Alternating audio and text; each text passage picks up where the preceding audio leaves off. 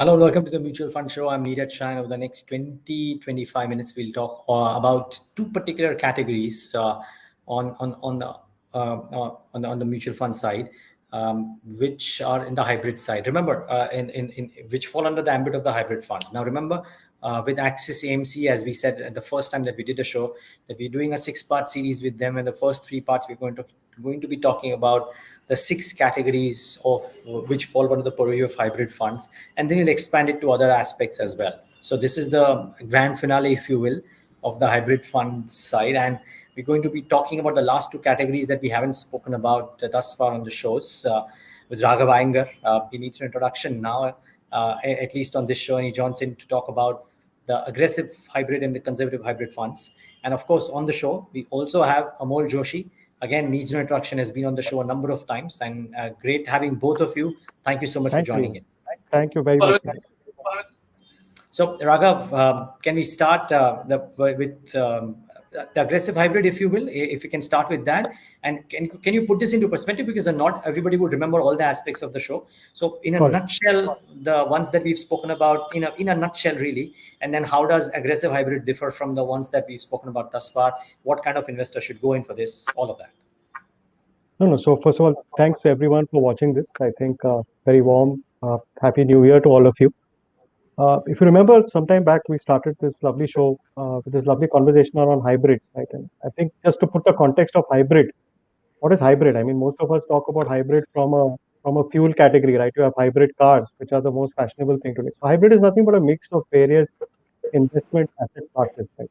So in the current mutual fund balance, there are 6 categories of hybrid funds, right? So one is the plain arbitrage fund, which does a bit of equity and arbitrage together. There is, of course, the balanced advantage category or the dynamic equity category, which is the second part, which allows the fund manager huge amount of flexibility. He can go from almost 0 to 100%. You have obviously the aggressive and the conservative hybrid, which we're going to talk about today. We also have another beautiful category called the equity savings category. So all these essentially what they do is they have uh, different levels of equity depending on the scheme that you're investing in. So today, of course, we're going to talk of the last 2 products, which are very, very big. I mean, in fact, the mutual fund industry started, if you remember, almost about 50, 60 years back with UTI being the first there. And the 2 biggest categories when I started my career, 1998, used to be the aggressive hybrid, or those, at that time it was called balanced category. And of course, now the regulator has changed the name to make it more reflective of the asset class. And of course, we have the conservative hybrid fund, which is nothing but a debt hybrid fund, where the proportion of debt is much higher than equity. So as the name pertains, I think the category, of course, conservative, the category is very large. As you can see, it's almost about 5 lakh crores. The aggressive hybrid category is almost about 35% of that, at about 145,000 crores. It's a category which is, in some sense, used to be the first stop for any first in time investor, because it essentially, as the name points out, it puts about 65 to 80% of the allocation of the fund out of the 100 rupees into equity, and the balance 20 to 35 rupees goes into fixed income or debt instruments. Now, why do we need this mix? I think typically when it gives you a better, a slightly more steadier investment experience. So when you take 2 asset classes which traditionally move in different directions, and you can see there have been points of time, if you go back as recently as 8-9 years back, you would find that here equity gives a very negative return. You find fixed income also does very, very well. So in some sense, the fixed income acts as a cushion. So in some sense, this, if you mix match these various, especially debt and equity in the proportion that I talked about, I think overall you have a pretty, I would say, a interesting and a better investment experience, because obviously the debt portion tends to cushion any downfall. Now, why is it so relevant today? Because obviously the question which everyone keeps asking us, and I'm sure it's in your mind also, is that, I need to invest money, but I'm a little worried about returns. Is this a good time to invest? Should I put my money in lump sum? Should I put my money in SIPs? These are some of the questions that I keep getting when I keep talking to some of our investors and some of our partners. And I think this, some sense, the aggressive equity answers that question. Because if you're coming in and you're a little worried about markets, I think the auto allocation feature, which is that, if the fund manager has the ability to move the equity between 65 and 80, depending on his and or her perception of where the equity market is much better than as a direct investor doing it. Many of the investors today are what I call DIY, do it yourself. They sometimes tend to make decisions based a little bit on emotion, right? Right now, everybody's on this bit of a equity euphoria. It's a fear of missing out. We call it FOMO. Everyone wants to jump into equity, but I think and there then you have to be very very smart, or you have to have someone at the background holding your hand, making sure that you don't get excessive into either into fear or into greed, which are the two biggest negative emotions in when you're dealing with investment. In some sense, the aggressive equity category takes care of that because it allows the fund manager to auto allocate. Also, remember that when you're moving from different asset classes within the same scheme, there is no taxation. So in that sense, it's a more tax efficient scheme for you to do it.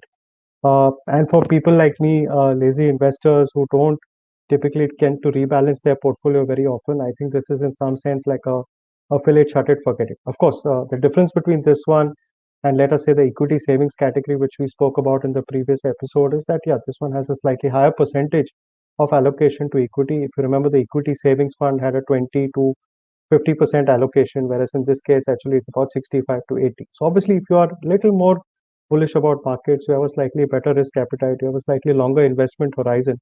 I think this is a very very good set of funds to put money into.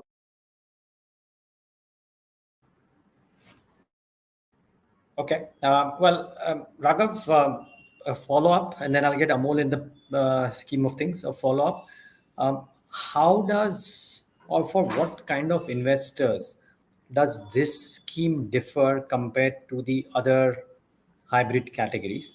And what has been your experience at the Access House when it comes to this particular scheme? One in the last 18 months where almost everything is done well, but maybe even before that.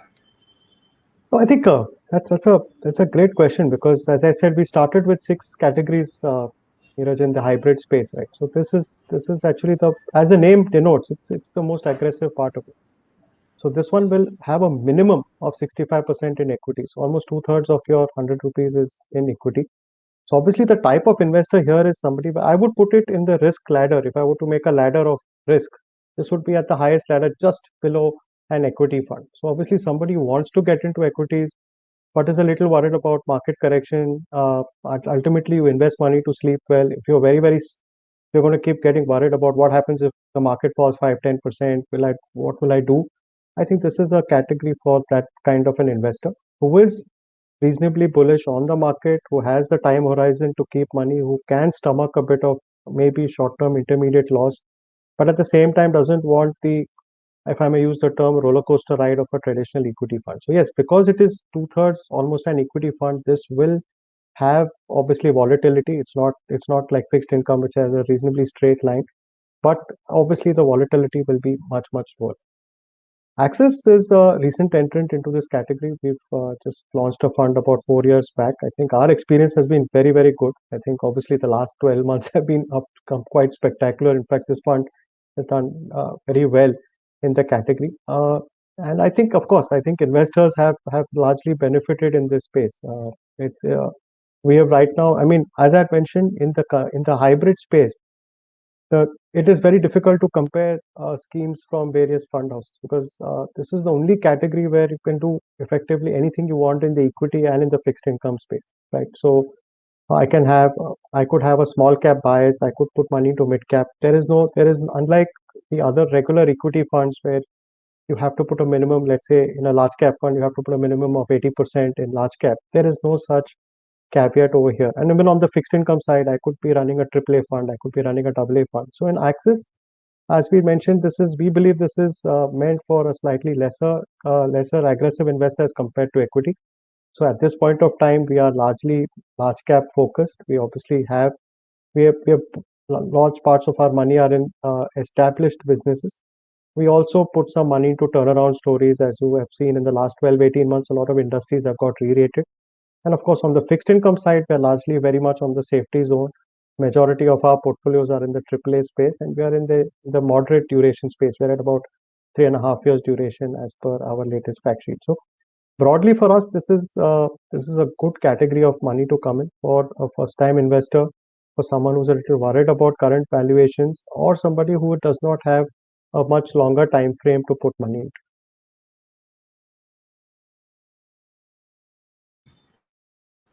Okay. Thanks for that, Raghav. Amol, can you share your thoughts? What do you feel about the aggressive hybrid category, and what kind of, or what clients of yours, what's nature of your clients would you recommend to choose this one over others in the debt side, and within that, again, within the hybrid options available? As well as my answer is not going to be completely different compared to Raghav. So as Raghav mentioned, this is something, first and foremost, since this is an aggressive hybrid, we all have to remember that it invests close to 65% into equity component, and remaining 35% is in debt. Equity, as we know, is probably the most volatile asset class. So again, using the risk matrix or risk appetite ladder, there are broadly three types of investors: conservative, moderate, and aggressive risk profile. So I would say this is aggressive hybrid category, or the erstwhile balance fund category. It's suitable for somebody who is between the moderate to aggressive risk profile investor.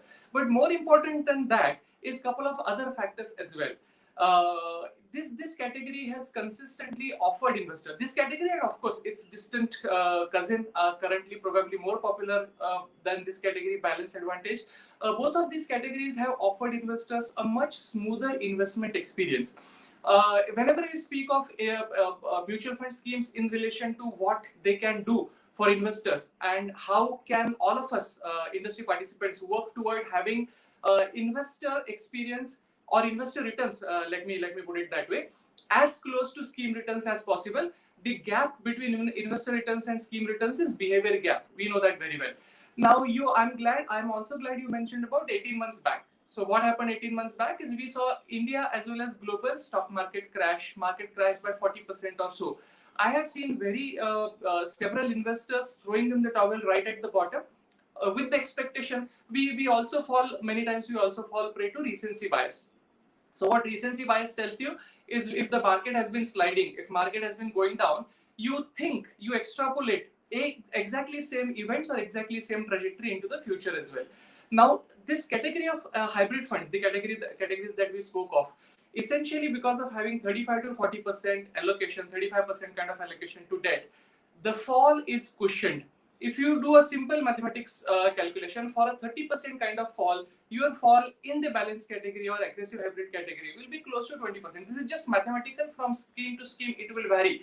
But suffice to say, somebody who is between the moderate to aggressive risk taker, somebody who also has an investment horizon of 3 to 5 years, and somebody who does not want to lose sleep over the equity market ups and downs. Equity market, if you don't like to see your portfolio jumping too much up and down, I think this category is for you.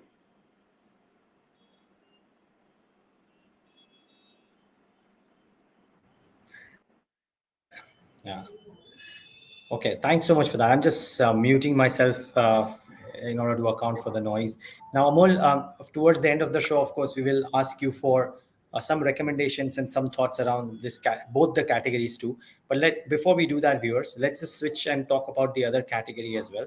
Because if you identify yourself not as an aggressive investor but as a conservative investor, what should you do? Raghav, what about conservative hybrid funds? Lovely category, Neeraj. Again, used to be a used to be an industry beta category. If you remember, a long time back, there used to be this product called monthly income plans, right, which were nothing but a mixture of higher debt allocations. Out of your 100 rupees, about 75 to 90 rupees would be in debt, and the balance 10 to 25 would be in equity. So today, again, to bring the investment rationale closer to what it does, I think the regulator has called this conservative hybrid or debt hybrid funds. As the name uh, indicates, these funds have a much higher proportion of debt.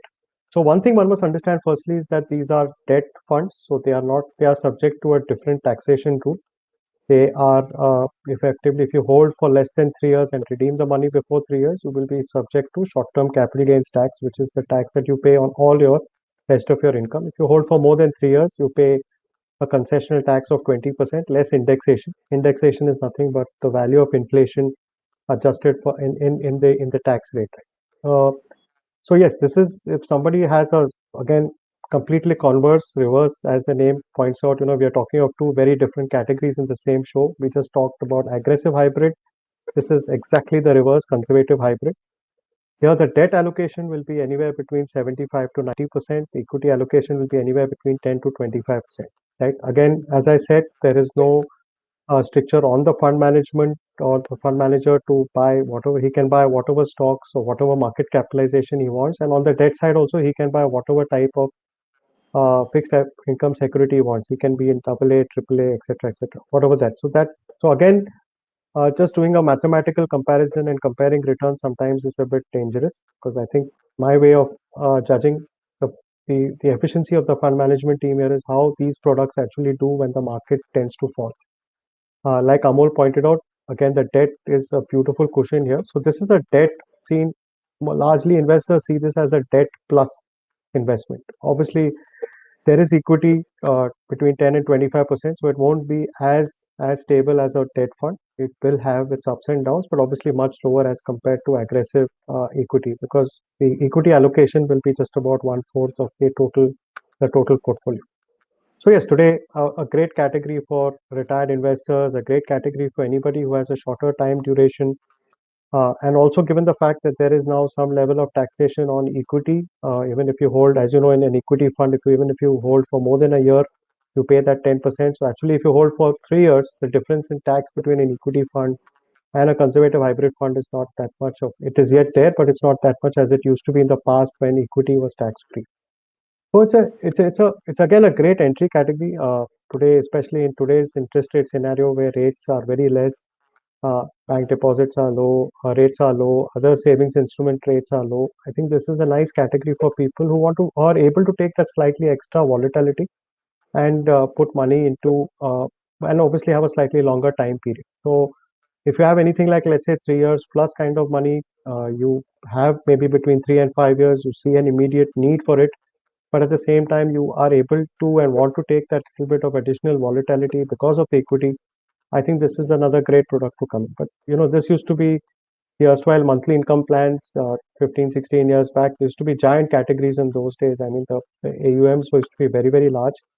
Today, largely because of the fact that people are uncomfortable of mixing this level of debt and equity today. I think that the amount of AUM in this product is very, very less in the industry. As I said, it's possibly the slowest in all the 4 categories or 6 categories that we've discussed here.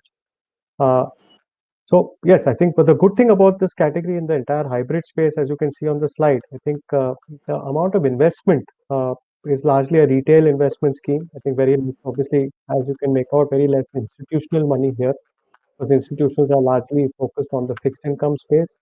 And obviously on the retail side, again, since it's a bit of a DIY product, people who want to take that slightly additional risk, they come here. Advisors like Amol who want to, or partners like Amol who want to suggest something like a debt plus investment, this is a good place for you to get into. Okay, Raghav, very quickly, a minute answer. What are the pitfalls for this? Pitfalls are equity. Equity is obviously volatile, and obviously you need to also make sure that your credit and is matching the fund management style of credit. There are many people who just assume that because it's a conservative hybrid fund, the percentage of allocation to AAA will be very high. That's not the case. As I said, that the fund manager has a choice to put whatever money that he or she wants in A or AA. So you just need to make sure that the debt part of it, it's all in the public domain, is fitting your risk profile. And number two, obviously, just be aware of the fact that this product will have a 10 to 25% equity allocation. So yes, it will be volatile.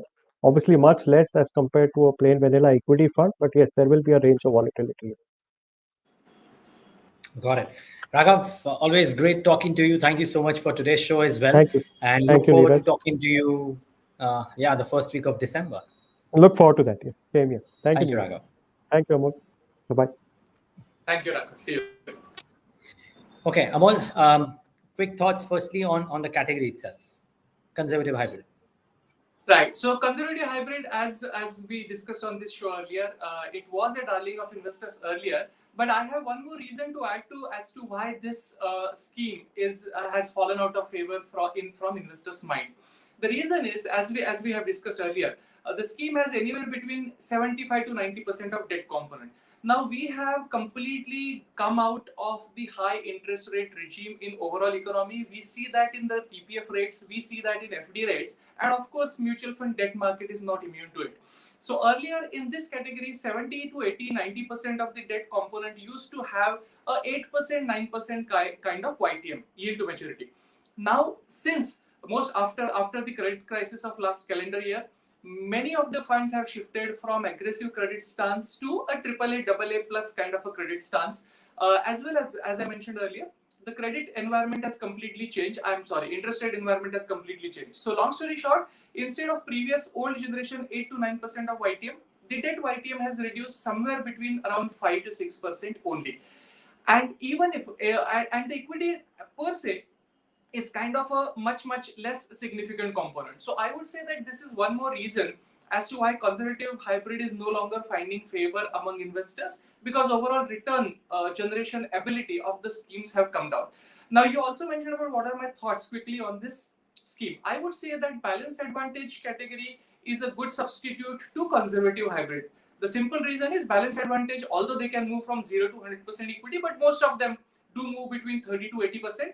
And as we speak, one of the largest balance advantage funds, or few of them in fact, markets being at elevated level, the equity levels are about 34 to 35%, let's say 35 to 40% or so. So this is significantly lesser. It will offer you a large protection if markets were to roll over from this stage. So I would say conservative, while it was a good category earlier, I think balance advantage is more suitable for investors' need.